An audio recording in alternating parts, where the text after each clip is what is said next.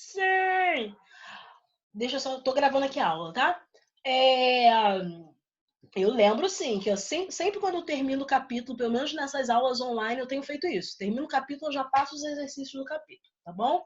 Queridos, o que eu vou fazer hoje com vocês vai ser um pouco diferente do que eu já fiz em sala em questão de resolução de exercícios. Na nossa última correção de exercícios em sala, como que funcionou? Eu dava a parte teórica e passava os exercícios para casa. E aí, perdão, na semana de revisão, eu corrigia com vocês. Foi isso que eu fiz. Hoje, eu vou fazer um pouco diferente. Hoje, pelo nosso curto tempo, eu só vou corrigir as questões que vocês tiveram dúvidas, tá? Porque eu preciso avançar para o próximo capítulo, que é um capítulo fundamental, capítulo 15, se eu não me engano. 15 não, capítulo 4, perdão. Tô pensando no segundo ano ainda. Capítulo 4. Então, eu vou corrigir os exercícios que vocês tiveram dúvidas. Então, eu pergunto a vocês, alguém teve dúvida? A Thaís me perguntou por quê. Thaís, é porque é o seguinte, nós temos só 40 minutos de aula semanal, a cada semana. Ah, tá, é com Cuba. Cuba, se resolve aí, é contigo. Então vamos lá, queridos. Vocês tiveram dúvida em algum exercício? Digam para mim. Fala comigo, Lohane. Meu Deus. Muito bom, hein, Hugo? Só que não. Tá travando muito, Lohane. Eita, deve estar somando o meu problema na internet com algum problema na sua internet aí. Mas assim, gente, essa aula está sendo gravada, como eu avisei a vocês no início. E na gravação a aula não sai travada, não. Então vocês podem depois assistir novamente o início ou aonde travou mais. Tá bem? Nada de dúvida, gente, né? Na página, nas páginas que nós falamos, 65, 66. Se não tiver, eu vou avançar para o nosso capítulo, hein? Aí só quando a gente se encontrar pessoalmente. Sem dúvida, o Cuba falou tudo. Gabi falou tudo. Não, tudo não, Gabi, tu não me faz isso comigo. Tudo? Impossível, tá com dúvida em tudo. Oh, meu Deus, a gente comentou sobre tudo, que todos os assuntos que são cobrados nas questões. Oi, Jean, você não está me vendo porque eu desliguei a minha câmera, tá?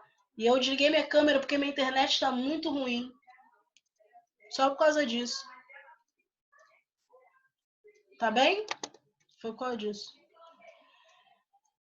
Então tá, né? Nada de dúvida. Gabi, mas você teve dúvida em alguma questão específica? Alguma que fala, Hanna, essa aqui eu não entendi mesmo, assim, real oficial. Eu juro que eu tentei, eu assisti a aula novamente, eu li o livro, esse capítulo, mas eu não entendi. Fala comigo. A segunda é o quê? A questão 2, tá? Questão 2 da página, tá, 66. Show. Então vamos lá, queridos. Antes de pularmos para o próximo capítulo, Hugo, eu só vou ajudar aqui nessa questão número 2 da página 66. Diz assim a questão.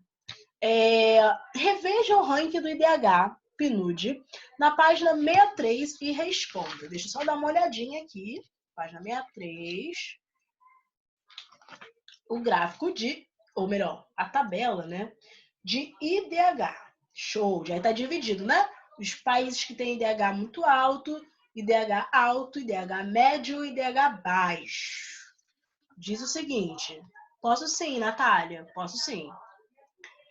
Letra A diz o seguinte, quais são os continentes que contemplam os 10 primeiros colocados? Vamos lá.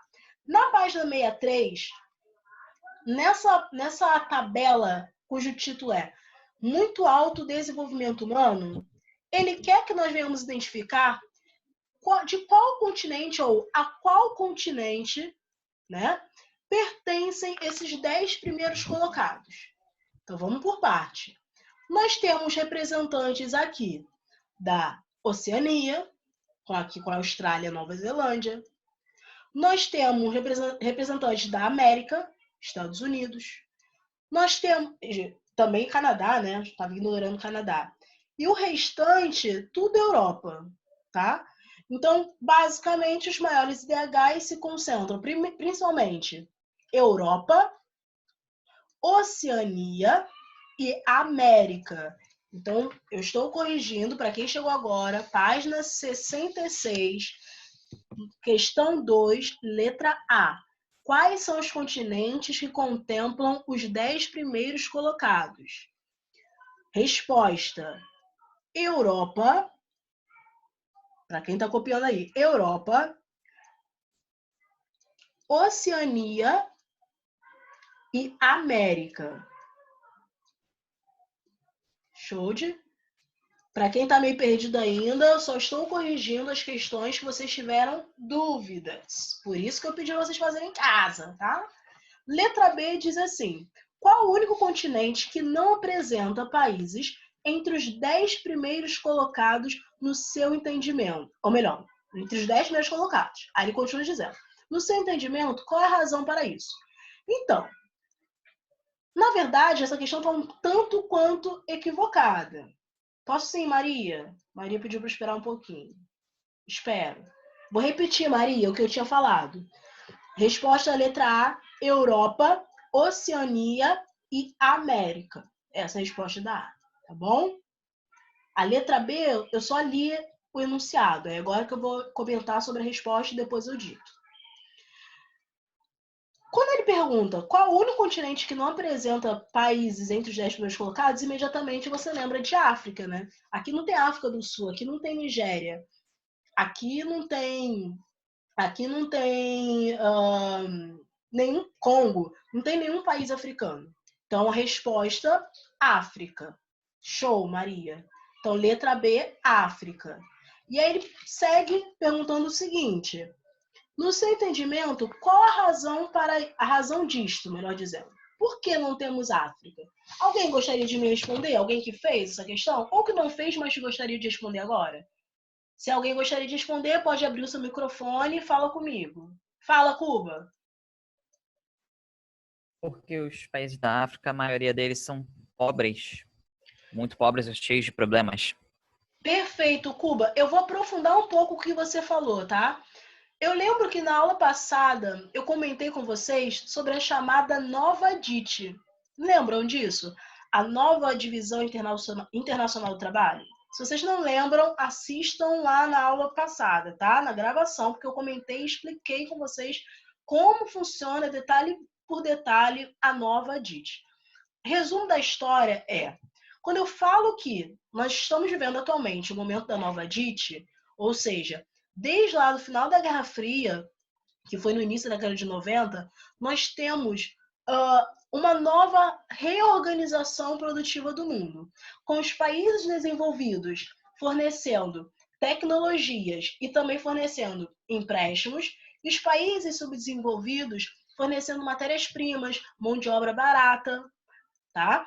Isso encaixa perfeitamente nesse questionamento que ele faz aqui nessa letra B da 2, onde ele pergunta, no seu entendimento, qual a razão pela qual o continente africano não tem nenhum representante na lista dos maiores IDHs?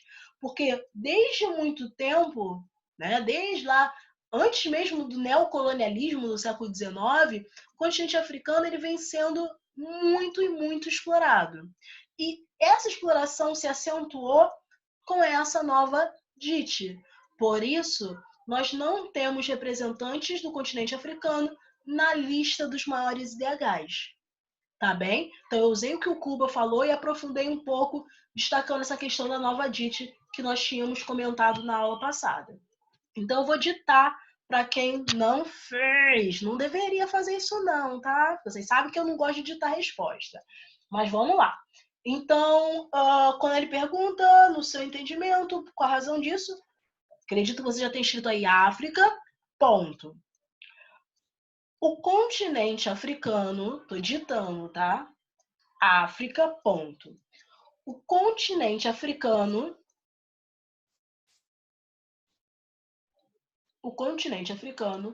não possui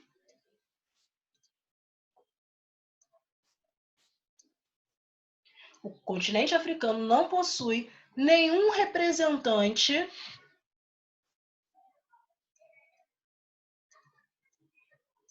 Na lista dos maiores IDHs, o continente africano não possui nenhum representante na lista dos maiores IDHs, pois por muitos séculos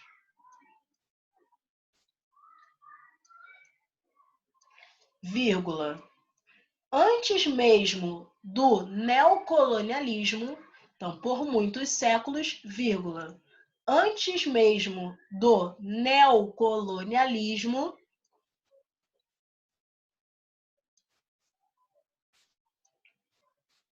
vírgula,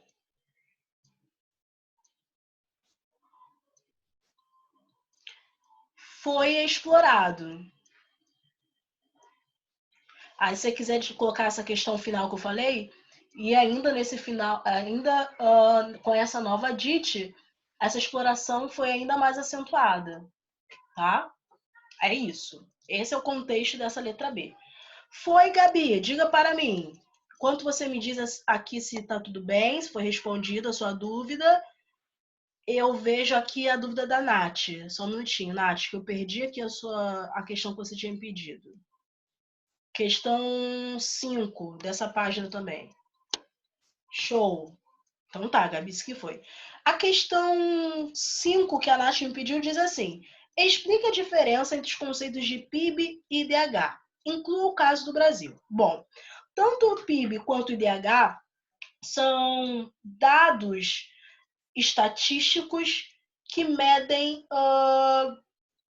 que ranqueiam um país. Como assim ranqueiam? O PIB, Produto Interno Bruto, é a soma de tudo que o Brasil produz, por exemplo. Essa soma de tudo que o Brasil produz vai colocar ele em uma determinada classificação, uma determinada posição desse ranking de PIB. O IDH, Índice de Desenvolvimento Humano, ele considera 3 aspectos da sociedade, seja ela brasileira ou as sociedades ao redor do mundo. Lembra que eu falei com vocês na aula passada? Então, nós temos o grau de escolaridade analisado pelo IDH, a expectativa de vida e a renda per capita. Esses são os 3 aspectos, 3 elementos analisados pelo Índice de Desenvolvimento Humano. E aí, se esses índices eles forem bons, o país ele fica lá numa posição lá em cima elevada. Se esses índices, esses aspectos forem ruins em um determinado país, ele vai ocupar uma posição muito baixa ali desse índice de desenvolvimento humano, tá bem? Quando ele fala aqui para explicar de acordo com o Brasil, você poderia dizer a seguinte coisa, que o PIB e o IDH servem para nós entendermos o comportamento do Brasil, no quesito econômico e no quesito social. No quesito econômico é o PIB, no quesito social é o IDH. E o Brasil tem um PIB considerado elevado, cerca de um pouco mais de 2 trilhões de dólares, se eu não me engano, o último dado que eu tinha visto. E o IDH, o Brasil tem um IDH considerado alto. Tá? Então o Brasil ele não está numa posição ruim, nem no PIB, nem no IDH. É claro, de repente você fala, mano, mas é impossível. No Brasil tem pessoa que passa fome, tem pessoa que não tem dinheiro. Porque esses dados, esses valores, eles são uma média, ou seja, eu somo tudo, por exemplo, o PIB, eu somo tudo que o Brasil produz. Eu não considero as desigualdades, mas é claro que elas existem. O IDH é a mesma coisa. Você faz uma média do comportamento, né, de escolaridade, de expectativa de vida, de renda per capita, do Brasil como um todo. Então, são médias. Então, você acaba, nesses dados, não tendo claramente ali acesso às desigualdades, mas é óbvio que existe no Brasil muitas desigualdades. Tá bom, Nath? É mais ou menos isso. Então, PIB se refere à soma das riquezas produzidas por um país. O IDH, Índice de Desenvolvimento Humano, é um índice que considera a questão social, analisando expectativa de vida, grau de escolaridade e renda per capita. E nos dois o Brasil está elevado, o que não quer dizer que não existem desigualdades. Tá mais ou menos próximo ao que você escreveu, Nath? Me diz aí.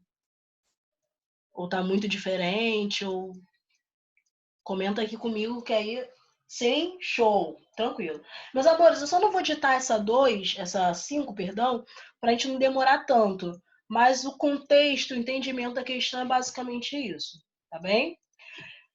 Agora que são elas, né, gente? Vamos para o nosso próximo capítulo, já que eu acho que não temos mais dúvidas nesse capítulo 3. Deixa eu só confirmar. Ah, tô gravando a aula. Hoje eu tô meio assim, Gente, será que eu tô gravando a aula? Toda hora eu tô parando aqui, preocupada se eu tô ou não gravando a aula. Queridos, eu não esperava, vou abrir meu coração para vocês, eu não esperava que eu entraria nesse conteúdo de cartografia com vocês nesse momento de aula online. Sério. Porque cartografia é uma aula essencialmente presencial. É uma aula que eu preciso olhar no olho de vocês e perceber se vocês estão entendendo ou não a matéria. Por isso, esse capítulo 4 que nós vamos iniciar hoje, eu vou começar ele bem, mas bem devagarinho, tá bem? Bem lento para que vocês consigam compreender. E não é porque é uma matéria difícil, não. Mas, na verdade, é porque eu sei que algumas pessoas têm muita resistência em relação à cartografia. Porque é aquele momento em que geografia se mistura com matemática, trigonometria e física. Então, é um momento que às vezes dá um nó na nossa cabeça, inclusive na minha, tá? Então, vocês vão ver que às vezes eu tô falando, eu paro um pouquinho, eu falo, não. Então, gente, é que... Aí eu explico com calma, tá bom? Tá travando, meu Deus? Acho que tá travando pra Lohane. Tá travando muito, gente? Me digam. Que agora eu fiquei preocupada. Que eu não posso começar esse conteúdo com a internet travando pra caramba, não. Show. Jean falou que não. Kaique também. Maria Júlia não. Igor não. Show. Então tá. Então vou dar sequência. Por favor, abram na página 68 do livro de vocês, que é onde finalmente iremos começar falando sobre cartografia. Milene falou mais ou menos. Elizabeth um pouquinho. Show. Se der muito problema aí na conexão, vocês me avisem, por favor, tá? Queridos, vocês já abriram aí na página 68, o livro de vocês, na abertura do capítulo. Esse capítulo, essa abertura, essa imagem de abertura, na verdade, está mostrando aqui para nós os instrumentos de cartografia utilizados para localização e orientação cartográfica. Depois você falou, Hannah, muito bonito, legal, mas não me disse nada. Calma, depois a gente vai falar sobre alguns deles de forma mais aprofundada, eu prometo. Mas, de forma geral, entendam que essa imagem aqui está querendo mostrar a evolução dos instrumentos técnicos utilizados para orientação e localização no espaço geográfico. Só uma observação, a Bia me pergunta aqui, professora, quais serão os capítulos cobrados na prova? Bia, honesta, vou ser bem sincera com você, eu ainda não sei. Sabe por quê? Porque eu não sei como vai ser a prova e quando ela vai ser. Quando eu digo que eu não sei como, é que eu não sei se ela vai ser online, se ela vai ser presencial, se ela vai ser substituída por um trabalho. E quando eu digo quando, é porque eu não sei mesmo a data. A única orientação que nós temos até então é de avançar com o conteúdo. Mas eu prometo que assim que eu tiver uma informação concreta sobre isso, eu falo para vocês. Mas, assim, podem ter certeza que nós, quando eu digo nós, direção, coordenação, professores, nós vamos tentar ao máximo não complicar um ano que já está sendo muito complicado, tá? Então, assim, não sei se vai haver essa possibilidade de ser um trabalho, de ser uma prova mais tranquila. Honestamente, eu não sei te dizer. Mas eu tenho certeza que não vai ser algo que vai prejudicar vocês, não, de coração, mesmo. Então, nessa página 68 e na página 69, está sendo mostrado aqui nessas imagens os objetos técnicos utilizados para orientação e localização no espaço. Tá bem? Tá bem, Caio. Caio falou que tá travando muito. Então, nós temos aqui o quadrante, o astrolábio e a bússola, que são os instrumentos mais antigos, mas também nós temos objetos e instrumentos técnicos cartográficos mais recentes, como o satélite, a aerofotogrametria, que é basicamente tirar fotos lá do espaço, tirar fotos aqui da superfície terrestre. O GPS, né, que é o Sistema de Posicionamento Global, que é mais comum para a gente. Esse acho que é o mais conhecido de todos, assim, que a gente usa mais no nosso dia a dia. Então, basicamente, ele está mostrando aqui a evolução da ciência cartográfica. Quando eu falo com vocês sobre cartografia, e aí eu só estou dizendo isso, mas não tem no livro, seria interessante se tivesse. A cartografia é uma ciência que nós, geografia, a gente pega muita coisa emprestado dela para que a gente possa entender o mundo em que nós vivemos. Porque a geografia em si, ela estuda as transformações do espaço geográfico. Esse é o foco da geografia. Por isso que em geografia você estuda relevo, mas você também estuda indústria. É por isso que na geografia você estuda migrações, mas também estuda impactos ambientais. Tá? Então, assim, a gente estuda coisas muito diferentes uma das outras, porque, na verdade, nós estudamos as transformações que acontecem no espaço. Então, para isso, a gente precisa entender o espaço, e os impactos que acontecem sobre esse espaço, as atividades, as dinâmicas que acontecem nesse espaço. E a cartografia ela é fundamental para nós, para que nós venhamos entender esse espaço que está sendo transformado pelas nossas ações. Então, eu sempre gosto de começar as aulas de cartografia explicando isso, porque as pessoas acham assim, cartografia, odeio, porque mistura geografia, matemática, trigonometria e física, ai que saco. Ih, travou, gente. Eita, será que a gente sobrevive até o final, gente? Estou torcendo para isso. Estou travada ainda? Ai, voltei. Ótimo, ótimo. Então, vou repetir o que eu estava falando. Então, assim, eu gosto de começar as aulas de cartografia explicando por que a gente estuda cartografia. Tá? E a gente estuda cartografia para entender o espaço que é transformado por nós. Entender que planeta Terra é esse em que nós estamos inseridos. Como que funciona? Quais as dinâmicas realizadas pelo nosso planeta? Tá? Então, a cartografia ela é fundamental para isso. E, é claro, ela acaba utilizando questões matemáticas, físicas, para entender esse funcionamento da Terra, já que nós estamos falando em um corpo dinâmico. Show?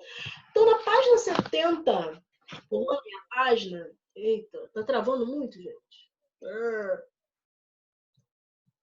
Se travar muito, a gente tem que ver o que vai fazer. Vou prosseguir aqui devagarinho para vocês não perderem tanta coisa assim, tá? Mas vai ficar gravado na aula, prometo. A aula vai ficar gravada, melhor dizendo.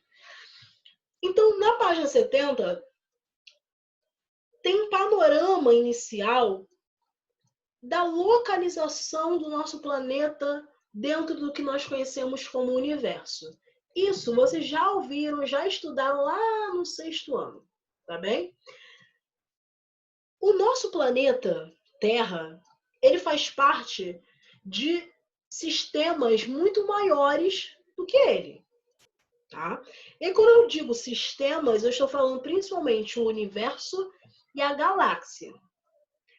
O universo é uma soma e uma aglomeração de astros celestes, estrelas e fenômenos que muitos nós ainda até desconhecemos. Tá?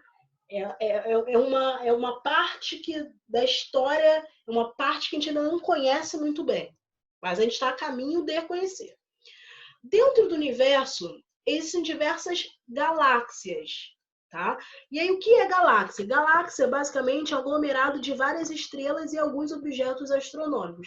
Eu sei que a definição que eu estou apresentando para vocês é uma definições muito genéricas, mas é porque os livros tratam, assim, também de formas muito genéricas. Porque se a gente for aprofundar nisso, a gente vai entrar em questões muito da física, questão da matemática, que para esse momento não faz tanta diferença para a gente, tá bem? Então não fiquem preocupados com essas definições tão genéricas que eu estou apresentando.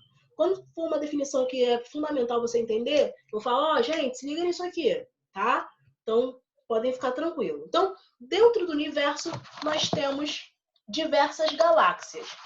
Dentre essas milhares, bilhões de galáxias que nós temos no nosso universo, existe uma chamada Via Láctea, que é a qual nós fazemos parte.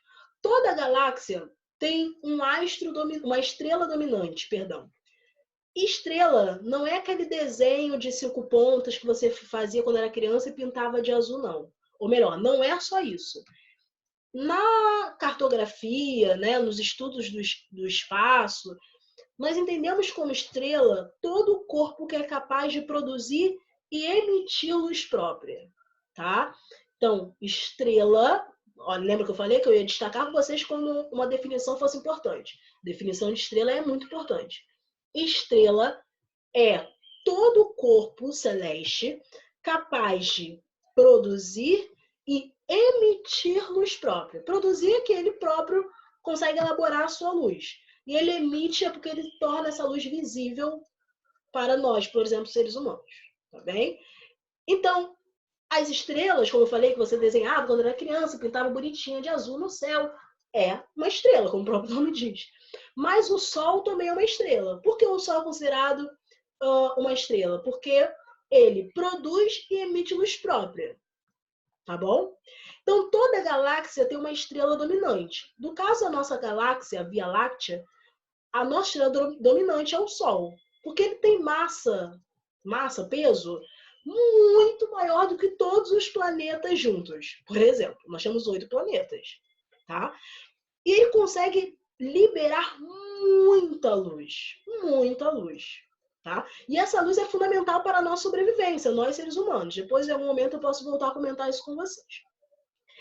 E os planetas, como eu falava, eles orbitam, ou seja, eles fazem um movimento em torno dessa estrela dominante, por conta da ação da gravidade, uma das razões. Então, nós temos 8 planetas se movimentando em torno do Sol. De repente você pensa assim, mas eles se movimentam na mesma velocidade? Não. E os planetas só realizam esse movimento em torno do Sol? Bom, o planeta Terra não. O planeta Terra, estima-se que o planeta Terra realiza 14 movimentos. É bizarro. Mas nós só vamos estudar 2, tá? Esse movimento da Terra e dos planetas em torno do Sol, nós chamamos de translação, tá? Mas em relação à Terra, nós vamos falar daqui a pouco também sobre o movimento de rotação, tá bem? Então, esses 8 planetas, não tem necessidade de você... Eu não vou cobrar nunca na prova quais são os 8 planetas, qual o nome dos 8 planetas existentes no nosso sistema solar. Mercúrio, Vênus, Terra, Marte. Não vou te cobrar isso, tá? Mas caso vocês queiram saber, tenham curiosidade, ou de repente você fala assim, Rona, eu nunca gravei o nome dos planetas. Tem um macete. O macete é a seguinte frase, eu vou explicar depois a frase, tá? A frase é a seguinte: minha avó tem muitas joias, só usa no pescoço. Vou repetir. Minha avó tem muitas joias, só usa no pescoço. Deve estar falando, o que a Hannah tá falando? Não tô entendendo nada. Calma! É a seguinte coisa.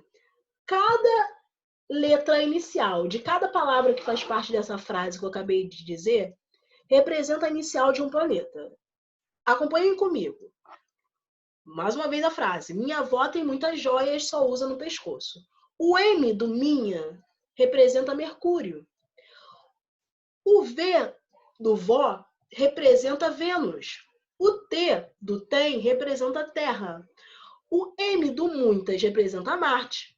O J do joias representa Júpiter. O S do só representa Saturno. O U do usa representa Urano. O N do no representa Netuno.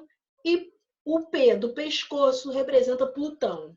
Com uma observação, tá? Plutão deixou de ser planeta... Eu ia falar país, louca. Plutão deixou de ser planeta em 2006, por conta dele ser considerado muito pequeno e ter uma massa muito pequena também. E, além disso, esse movimento que ele realiza em torno do Sol, a órbita, esse movimento é chamado de órbita, tá? Esse movimento em torno do Sol. A órbita de Plutão acabava se encontrando com a órbita de Netuno. Ou seja, em um determinado momento desse movimento em torno do Sol, esse movimento de translação, Plutão ficava lado a lado de Netuno e fazia esse movimento em torno do Sol. tá bem? Obrigada, Cuba. Cuba me avisa aqui que faltam 5 minutos. Então, essa volta que os planetas dão em torno do Sol, que é chamado de órbita, ela não é um movimento circular. Eu preciso comentar isso com vocês. Esse movimento que os planetas, que esses 8 planetas realizam em torno do Sol, é em forma de elipse. Acho que vocês já estudaram em matemática o que é uma elipse. Se não, eu só não mostro para vocês agora no Google, porque se eu fizer isso, vai travar aqui a nossa transmissão toda, porque eu fiz isso no 2º ano, a aula caiu e tudo. Então, mas depois vocês procuram, quem não sabe, o que é uma elipse, tá bem? Elipse é como se fosse um movimento circular, mas achatado, ok? O Jean falou que não lembra o que é uma elipse. Jean, depois você joga no Google elipse, que vai aparecer diversas imagens do que é uma elipse. Eu só não faço isso aqui, como eu falei, senão vai travar tudo, tá? Então, esse movimento de elipse, ele tem algumas consequências que nós iremos falar na aula que vem, tá bem? Queridos, agora eu vou pedir que vocês abram o microfone para que eu possa fazer chamada aqui nos nossos 3 minutos finais da aula, por favor. Quem tiver câmera e puder, né, dependendo da situação, abrir a câmera, pode sem problema nenhum, tá? Bia. Cadê Bia?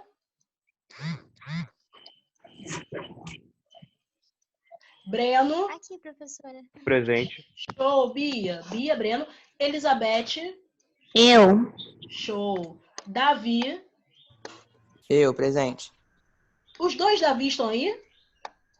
Ou Só o tem Braga? um, o outro saiu. Tem um no na ano passado. turma. Ah, tá. Tô com outro ainda na cabeça. Gabi. Cadê Gabi? Travou. Eita.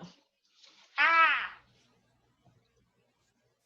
Voltei, gente? Ou tá travado ainda? Ai, meu Deus.